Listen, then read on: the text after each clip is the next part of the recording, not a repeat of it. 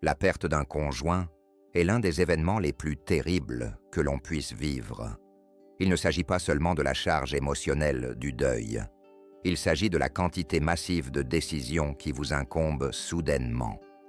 Dans de tels moments, il est facile de prendre des décisions motivées par la douleur, la solitude ou la pression des pairs.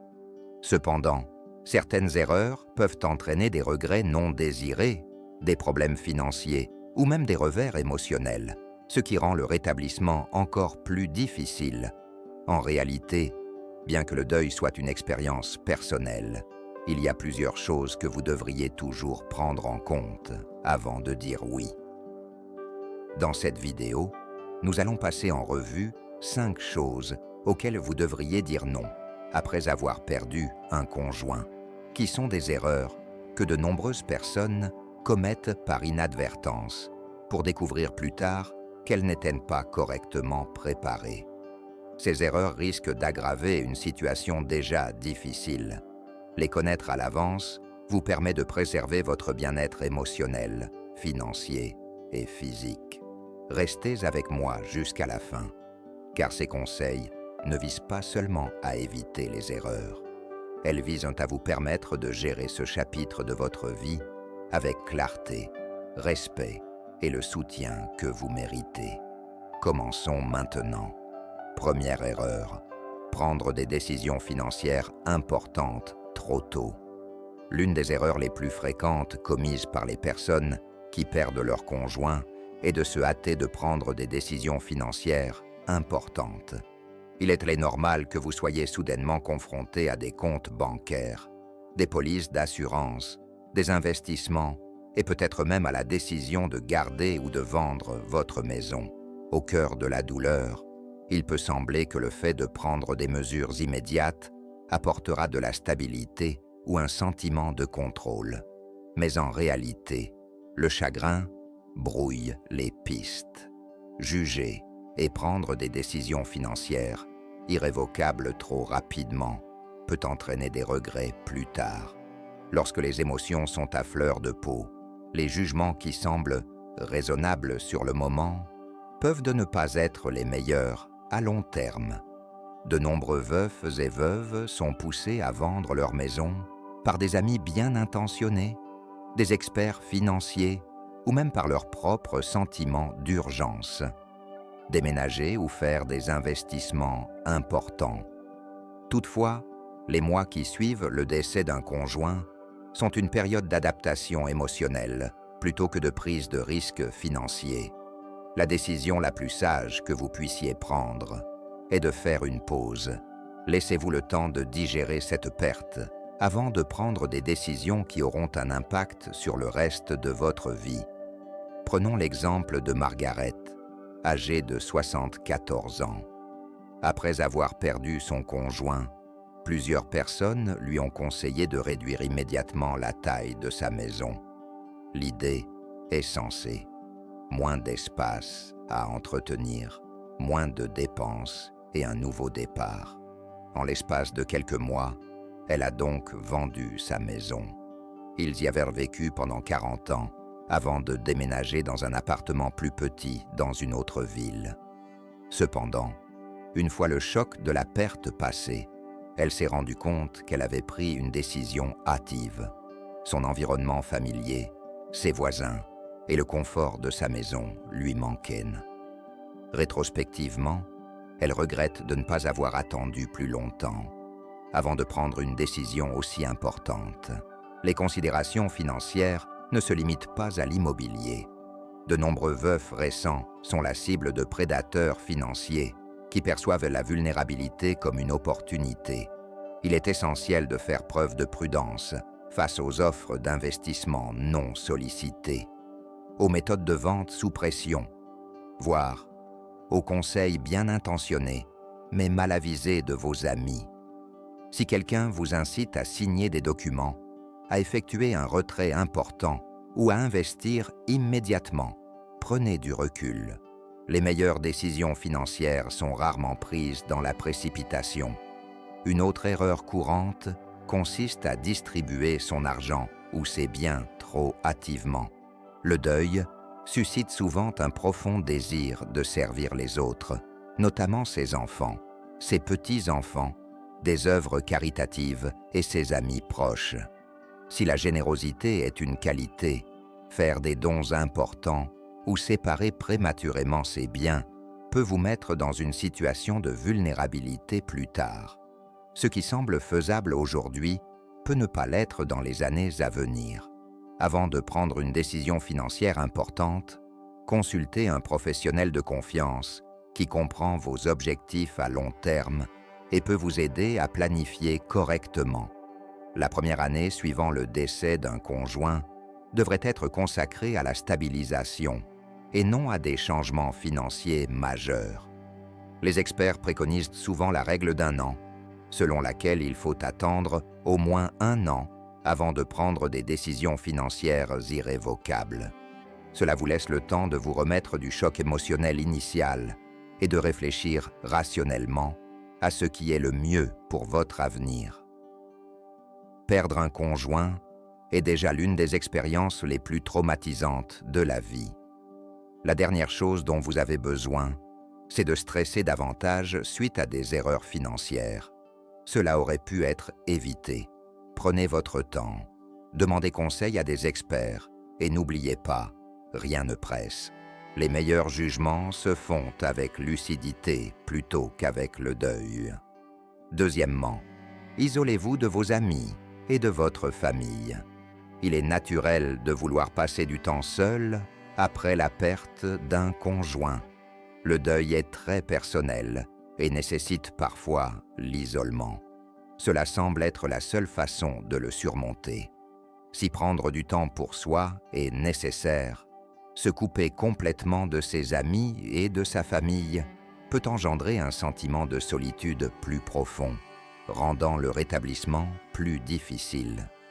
Nombreuses sont les personnes qui prennent l'habitude de se replier sur elles-mêmes, se disant qu'elles ont simplement besoin de plus de temps. Cependant, l'isolement peut rapidement devenir une habitude difficile à rompre. Les liens humains sont essentiels au bien-être émotionnel, surtout en période de deuil. Les personnes qui s'isolent pendant une période prolongée ressentent souvent de plus en plus de chagrin, d'inquiétude et même une détérioration de leur santé physique. Selon des études, un isolement social prolongé peut endommager le système immunitaire, augmenter la tension artérielle et même raccourcir l'espérance de vie. Rester connecté, même de manière minime, peut contribuer à atténuer le stress émotionnel et apporter un soutien indispensable. Prenons l'exemple de Walter, 78 ans. Après le décès de sa femme, après 52 ans de mariage, il a cessé de répondre au téléphone, éviter les événements familiaux et quitter rarement la maison. Il se persuadait qu'il n'était pas d'humeur à communiquer et que les autres ne comprendraient pas sa tristesse. Et être seul était plus facile. Les mois passèrent, et au lieu de se sentir mieux, il se sentait plus mal. Ses journées se bousculaient, son énergie chutait et son appétit changeait. Quelque chose changea lorsqu'un voisin insista pour l'inviter à prendre un café. Cette conversation devint une habitude hebdomadaire, puis un petit moment de retrouvailles entre amis. Plus il participait, plus il se sentait léger, non pas parce que l'angoisse disparaissait, mais parce qu'il savait qu'il n'était pas seul à la ressentir.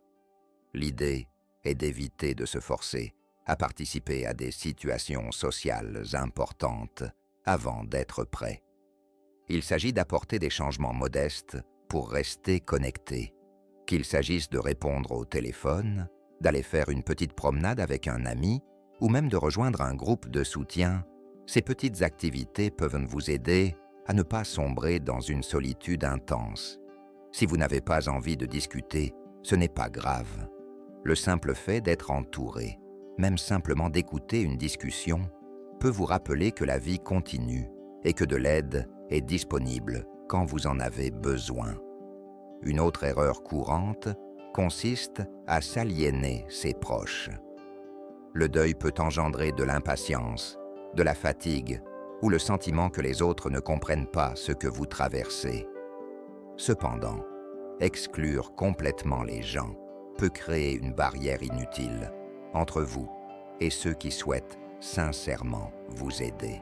Vos proches ne parviennent peut-être pas à s'exprimer parfaitement, mais leur simple présence peut être significative. Les accueillir progressivement peut apporter du réconfort, même lorsque les mots ne suffisent pas. Il est également essentiel de rechercher le soutien de personnes qui comprennent votre situation. Rejoindre d'autres personnes ayant vécu des pertes similaires, que ce soit par le biais d'un groupe de soutien au deuil, d'un événement communautaire ou d'un forum en ligne, peut être extrêmement réparateur. Parler à des personnes qui comprennent réellement ce que vous traversez peut vous aider à vous sentir validé et rassuré de savoir que vous n'êtes pas seul. Le deuil ne suit pas un cycle fixe et il n'existe pas de méthode unique pour guérir.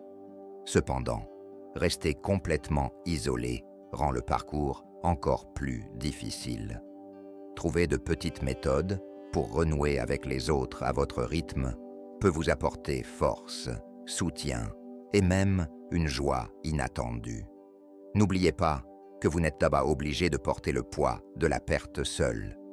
Il existe des personnes qui se soucient de vous, qui veulent être là pour vous et qui peuvent vous guider pas à pas. Si vous regardez toujours cette vidéo et trouvez ces informations utiles, veuillez commenter le numéro 2 ci-dessous pour me faire savoir que vous êtes ici. Et si vous n'êtes pas encore abonné, je vous recommande de le faire et d'activer la cloche de notification pour ne manquer aucune vidéo. Votre soutien nous permet de continuer à produire du contenu de qualité pour vous éclairer et vous inspirer. Passons maintenant à autre chose. Troisièmement, négliger sa propre santé et son bien-être. Lors du décès d'un partenaire, beaucoup sont tellement absorbés par le deuil qu'ils négligent leur propre santé. Face à la perte, il est facile de reporter les rendez-vous médicaux, de sauter des repas et de prendre du retard dans les tâches quotidiennes. Certains se sentent même coupables de prendre soin d'eux, comme si donner la priorité à leur santé sapait la profondeur de leur amour ou de leur perte. Cependant, négliger son bien-être ne vous rapprochera pas de l'être aimé. Cela ne fera que rendre le chemin plus difficile. Nombreux sont ceux qui ignorent les effets physiques du deuil. Selon des études, la perte d'un conjoint augmente le risque de maladies cardiaques, de diminution des fonctions immunitaires et même de déclin cognitif. Le stress, lié au deuil, peut entraîner une hypertension artérielle, des troubles du sommeil et des troubles alimentaires. Certaines personnes perdent le goût de manger, tandis que d'autres se tournent vers des aliments réconfortants et nocifs. Au fil du temps, ces changements peuvent avoir un impact significatif sur la santé physique et mentale. L'objectif est de ne pas s'attendre à se sentir normal immédiatement, mais d'apporter de petits changements qui aideront votre corps à rester fort pendant cette période difficile. Prenons l'exemple de James, 81 ans.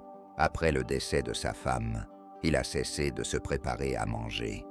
Il se disait qu'il n'avait pas faim, et lorsqu'il mangeait, c'était généralement quelque chose de rapide et préparé. En quelques mois, il a commencé à se sentir plus faible, à avoir du mal à dormir et à être constamment fatigué. Sa fille a constaté ce changement et l'a encouragé à reprendre ses repas habituels, même s'il n'avait plus d'appétit, grâce à de légers changements, comme préparer des repas simples et nutritifs et boire plus d'eau. Il a constaté une amélioration de son niveau d'énergie, une stabilisation de son humeur et une meilleure préparation aux émotions liées au deuil. Prendre soin de soi ne se limite pas à manger. Cela englobe également l'exercice, le sommeil et le bien-être émotionnel. Nombre de personnes qui perdent leur conjoint cessent de faire de l'exercice, non pas par manque de volonté, mais par manque de soutien. Cependant, Il a été démontré que rester actif physiquement, ne serait-ce qu'une courte promenade quotidienne, réduit le stress, améliore l'humeur et même augmente la longévité. Dans certaines circonstances, rejoindre un groupe de marche ou un cours de sport dans son quartier peut apporter à la fois des bienfaits physiques et des interactions sociales indispensables. Une autre erreur courante consiste à négliger les examens médicaux. De nombreux veufs et veuves évitent les rendez-vous médicaux habituels ou reportent leurs consultations médicales car ils sont surchargés. Pourtant, il est temps de donner la priorité à votre santé. Si vous n'avez pas consulté de médecin depuis un certain temps, prenez rendez-vous. Des examens réguliers, le suivi de vos problèmes de santé et le respect de votre traitement médicamenteux peuvent avoir un impact important sur votre bien-être, tant physique qu'émotionnel. La santé mentale est tout aussi essentielle que la santé physique. Le deuil peut engendrer mélancolie, anxiété et même désespoir, surtout lorsqu'il s'accompagne d'isolement. Si vous rencontrez des difficultés, n'hésitez pas à demander de l'aide, consulter un thérapeute, participer à un groupe de soutien aux personnes en deuil ou simplement vous confier à un ami proche peut vous apporter réconfort et réconfort. Vous n'êtes pas obligé d'affronter cette épreuve seul et demander de l'aide n'est pas une marque de faiblesse, c'est un pas vers la guérison. Votre mari aurait souhaité que vous preniez soin de vous. Honorer sa mémoire ne signifie pas sacrifier votre propre bien-être. Cela implique de continuer à vivre d'une manière qui vous permette de vivre des moments de calme et de force. Il est acceptable de faire son deuil, de prendre son temps et de vivre le poids de la perte. Mais, au cœur de tout cela, n'oubliez pas que votre santé reste importante. Vous êtes toujours en vie et votre bien-être mérite d'être préservé. La 4e étape consiste à se précipiter dans une nouvelle relation. La perte d'un conjoint crée un vide émotionnel qui peut sembler impossible à combler. Pour beaucoup, la solitude qui s'ensuit est l'un des aspects les plus difficiles du deuil, et la perspective de retrouver de la compagnie peut sembler la seule solution. S'il n'y a rien de mal à vouloir se rapprocher, l'une des erreurs les plus courantes des veufs et veuves est de se lancer dans une nouvelle relation avant d'avoir pleinement géré leur deuil. Le sentiment de perte peut susciter un fort besoin de consolation, mais prendre des décisions amoureuses importantes trop tôt peut engendrer davantage de chagrin, de confusion et de regret. Le deuil ne suit pas un calendrier précis et chacun guérit à son rythme.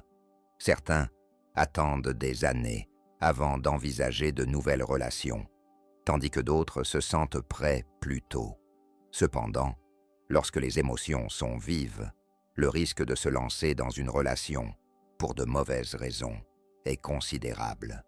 Nombreux sont ceux qui recherchent involontairement un compagnon, non pas parce qu'ils sont réellement prêts, mais parce qu'ils veulent remplacer ce qu'ils ont perdu, éviter la solitude ou échapper au chagrin. Ces relations débutent souvent avec des émotions intenses, mais manquent de la stabilité nécessaire à une réussite durable. Prenons le cas de Barbara, 72 ans. Quelques mois seulement après avoir perdu son conjoint, après près de 50 ans de mariage, elle a rencontré quelqu'un par l'intermédiaire d'un ami et a rapidement entamé une relation amoureuse. Au début, cela semblait être la compagnie dont elle avait urgemment besoin, quelqu'un avec qui discuter, partager un repas et la distraire de son insupportable solitude. Cependant, avec le temps, elle a réalisé qu'elle n'était pas complètement prête. La relation a progressé plus vite qu'elle ne l'avait prévu, et elle s'est vite sentie coincée dans quelque chose qui ne lui semblait pas juste.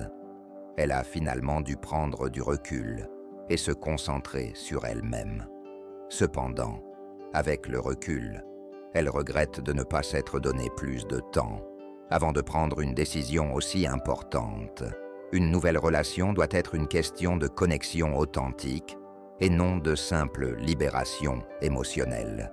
Après des décennies passées avec son conjoint, les habitudes, les routines et les souvenirs partagés s'ancrent profondément. Se lancer dans une relation avant d'avoir surmonté une perte peut engendrer des comparaisons injustes, de fausses attentes et un sentiment de culpabilité. Certains veufs et veuves éprouvent des émotions contradictoires, désireux d'aller de l'avant. Ils ont néanmoins le sentiment de trahir la personne qu'ils ont perdue. Ces émotions sont naturelles, mais il faut les reconnaître et les gérer avant de se lancer dans une nouvelle aventure. Un autre risque est la vulnérabilité face à des individus mal intentionnés. Malheureusement, certaines personnes profitent des personnes en deuil en leur offrant un soutien émotionnel afin de les tromper ou de les exploiter financièrement. Les escrocs, et même des personnes bien intentionnées mais opportunistes, ciblent fréquemment les personnes âgées veuves, conscientes de leur vulnérabilité émotionnelle et de leurs besoins de compagnie. C'est pourquoi il est important de faire confiance à son intuition et de prendre son temps. Si quelqu'un vous pousse à vous engager rapidement, à prendre des engagements financiers ou à vous éloigner de vos amis et de votre famille, ce sont des signaux d'alarme à ne pas négliger. Cela ne signifie pas pour autant qu'il faille éviter indéfiniment l'amour ou la compagnie. De nombreux veufs et veuves nouent des relations significatives plus tard dans la vie. Mais les plus saines et les plus réussies naissent lorsque les deux parties sont réellement prêtes, lorsque la décision est prise dans un état de guérison plutôt que de désespoir. Le temps et la réflexion sont essentiels. Prendre le temps de faire son deuil, de retrouver son identité personnelle et de trouver du réconfort dans la solitude avant de chercher un nouveau compagnon fait toute la différence. Si vous décidez de sortir à nouveau, allez-y à votre rythme. Prenez le temps de comprendre ce que vous recherchez vraiment dans une relation et assurez-vous de le faire pour les bonnes raisons. Parlez de vos réflexions à des amis ou à des membres de votre famille en qui vous avez confiance et ne vous laissez pas influencer par les idées des autres qu'ils pensent que c'est trop tôt ou que vous ne devriez pas être seul. La décision vous appartient entièrement. Au final, le deuil et la guérison sont des expériences très individuelles. Il n'y a pas d'urgence, de date limite ou de règle. Le plus important est de prendre soin de soi avant tout, afin que chaque nouvelle relation que vous entamez soit fondée sur la force, la paix et une amitié sincère. Si vous regardez toujours cette vidéo et que ces réflexions vous sont utiles, n'hésitez pas à laisser le 4e commentaire ci-dessous pour me faire savoir que vous êtes ici. Et si vous n'êtes pas encore abonné, je vous recommande de le faire et d'activer la cloche de notification pour ne manquer aucune vidéo. Votre soutien nous permet de continuer à produire du contenu de qualité pour vous éclairer et vous inspirer. Maintenant, continuons. 5e, conserver chaque bien sans le lâcher. Choisir quoi faire des affaires de son conjoint est l'une des tâches les plus difficiles après son décès. Chaque chose contient des souvenirs, et la perspective de s'en séparer peut être comme les perdre à nouveau. De nombreux veufs et veuves luttent contre cette situation, conservant chaque vêtement, objet personnel et petit objet tel quel, craignant qu'un déménagement ou une modification n'efface la vie qu'ils ont vécue. S'il est raisonnable de vouloir s'accrocher, le faire indéfiniment peut aggraver le deuil, entravant la guérison émotionnelle et la capacité à aller de l'avant. Il est tout à fait naturel de conserver certains objets nostalgiques. Aucune règle ne vous oblige à vous débarrasser de quoi que ce soit. Cependant, laisser une maison entière, inchangée pendant des années, laisser son placard tel quel ou refuser toute modification peut transformer un foyer en un temple de tristesse plutôt qu'en une source de réconfort. Au lieu d'apporter de la sérénité au fil du temps, cela peut devenir un rappel constant de ce qui a été perdu, rendant plus difficile la transition vers un nouveau chapitre de la vie. Prenons l'exemple d'Harold, 76 ans. Après le décès de sa femme, avec qui il avait partagé 55 ans de mariage, il a tout laissé tel quel. Ses chaussures sont restées à l'entrée, ses vêtements dans le placard et son fauteuil préféré inchangé. Au début, cela semblait être un moyen de la garder près de lui. Mais au fil des mois, il a découvert que chaque jour, passé devant ces objets non ouverts, le bloquait émotionnellement. Il n'était pas prêt à tout jeter, mais lorsqu'il a progressivement commencé à faire don de ses biens, ne gardant que quelques objets importants, il s'est senti soulagé. Il ne s'agissait pas d'oublier, mais de créer un espace de guérison. Lâcher prise ne signifie pas oublier ou aimer moins. Cela signifie s'accorder de l'espace pour respirer. Plutôt que de vous forcer à des changements radicaux, commencez petit. Créez un espace dédié pour quelques trésors précieux, comme un bijou, une lettre manuscrite ou une photo préférée. Puis, lorsque vous êtes prêt, commencez à examiner vos autres objets pour déterminer ce qui a vraiment du sens et ce qui prend juste de la place. Une autre erreur que l'on commet est de se sentir obligé par les autres de se débarrasser de ces objets avant d'être prêt. Les amis ou les membres de la famille peuvent être bien intentionnés lorsqu'ils vous suggèrent de faire le ménage ou de déménager, mais cette décision doit toujours être prise à votre rythme. Si vous n'êtes pas préparé, ne vous précipitez pas. Par ailleurs, sachez que s'accrocher à quoi que ce soit par culpabilité ou par peur peut vous laisser dans un état de deuil plus longtemps que nécessaire. Réutiliser plutôt que simplement jeter permet également un équilibre émotionnel. Certaines personnes trouvent du réconfort en transformant une vieille chemise en courte pointe, en transformant une collection de lettres en album souvenir ou en transmettant des objets précieux à leurs proches. De cette façon, leur présence demeure, mais elle apporte de la chaleur plutôt que du chagrin. En fin de compte, le deuil ne se résume pas aux objets. Il s'agit d'amour, de souvenirs et du lien que vous avez tissé. Aucun bien ne peut remplacer une personne et s'accrocher à tout ce qu'elle possède ne la ramènera pas. Lâcher prise, par petites touches et en pleine conscience, ne signifie pas oublier. C'est un pas vers l'hommage à sa mémoire et la création d'un espace pour votre propre guérison. Avancer ne signifie pas s'éloigner d'elle. Cela signifie simplement la supporter de manière à ce que l'amour et la vie puissent coexister. Conclusion. Perdre un conjoint est l'une des situations les plus profondes et les plus difficiles de la vie. Cela transforme tout, y compris votre façon de vivre, de penser et d'envisager l'avenir. Mais, en plein deuil, n'oubliez pas que chaque décision que vous prenez peut favoriser ou entraver votre guérison. Perdre un conjoint est l'une des situations les plus profondes et les plus difficiles de la vie. Elle transforme tout, y compris votre façon de vivre, de penser et de percevoir l'avenir. Mais, en plein deuil, n'oubliez pas que chaque décision que vous prenez peut favoriser ou entraver votre guérison. C'est pourquoi refuser ces 5 choses, prendre des décisions financières précipitées, s'isoler, négliger sa santé, se lancer trop tôt dans une nouvelle relation et s'accrocher à tout sans envisager le changement, peuvent tous avoir un impact significatif sur votre capacité à avancer avec confiance et lucidité. Le deuil ne suit pas de calendrier précis, et il n'y a pas de bonne ou de mauvaise façon de le gérer.